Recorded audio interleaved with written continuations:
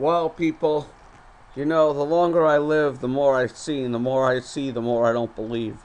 I was just talking about this the other day about the Terminator type weapons coming, and some guy was saying that we're becoming a Skynet type military.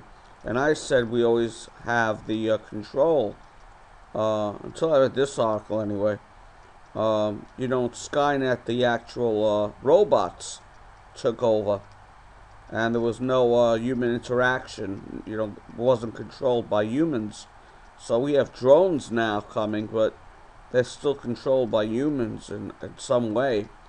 Well, it seems we could throw that out the window, because now it says the Navy is teaching robot Top Gun, the X-47, to fly from aircraft carriers.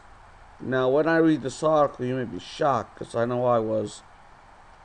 It says Naval Air Station, Patuxent River.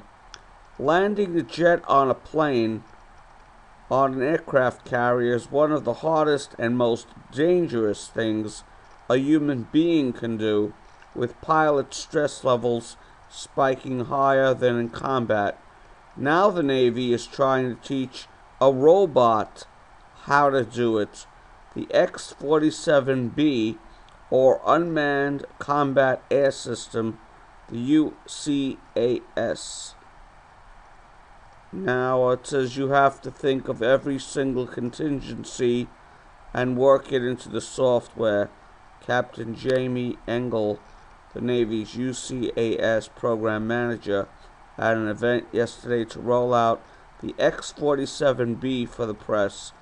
The two UCAS aircraft, built by Northrop Grumman, have already gone through extensive testing at the Edwards Air Force Base in California, but that was just landing and taking off from a conventional airstrip. Now both robot planes have moved out east to Patuxent River to work on the basics of operating around the aircraft carrier. Wow. How long will these things take until they have weapons on their own, people? This is really crazy. I don't know. I think they're pushing this too far. Too fast and too far before something bad's gonna happen. I'm sure they're not gonna have bombs on it yet. Oh, I think I just... Wait, let me read a little bit more. It says the UCAS isn't doing any weapon testing yet. Yet. It has no bombs or reconnaissance cameras or other mission systems aboard. First, it has to master taking off and landing in the most difficult environment in the world. That's especially daunting when you consider the unmanned aircraft still have an uncomfortable high chance of a crash just trying to land on an ordinary airfield.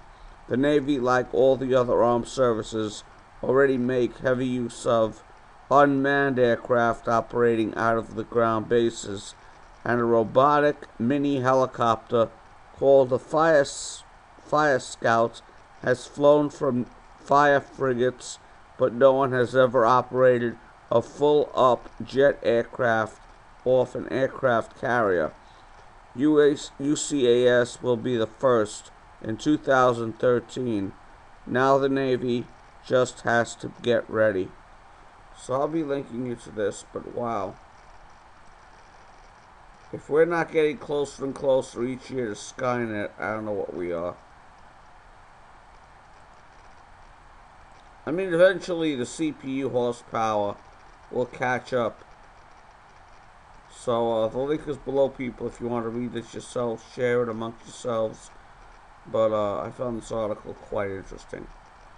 Take it easy, guys. Stay safe.